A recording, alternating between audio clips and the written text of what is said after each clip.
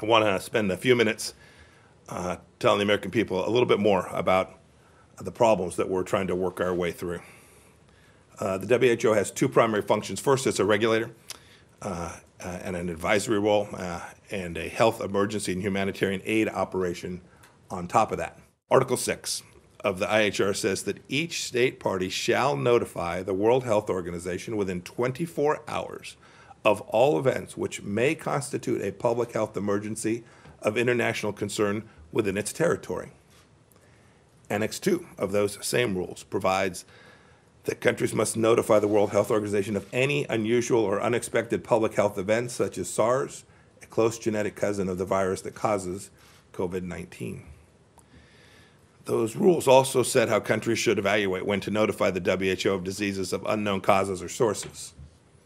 We strongly believe that the Chinese Communist Party did not report the outbreak of the new coronavirus in a timely fashion to the World Health Organization. Article 6 of the IHRs, which was a part of this reform, further mandates that a state party, that would include China, shall continue to communicate to WHO timely, accurate, and sufficiently detailed public health information. That is, there's an ongoing obligation. Even after the CCP did notify the WHO of the coronavirus outbreak, China didn't share all of the information it had.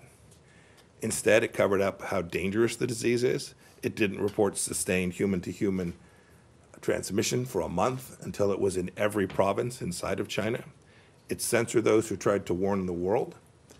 It ordered a halt to testing of new samples, and it destroyed existing samples.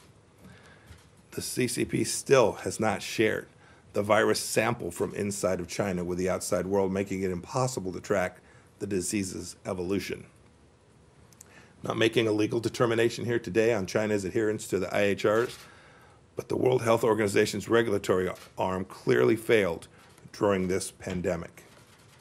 I'd also note that when countries adopted these new rules in 2007, we also gave the Director General of the WHO encouragement and the ability to go public when a member country wasn't following those rules. And that didn't happen in this case either. That's why we continue to insist this is an ongoing requirement for transparency and openness according to the WHO rules, and the WHO has responsibility to continue to enforce them today. This transparency and getting it right is critical to saving lives today and in the future.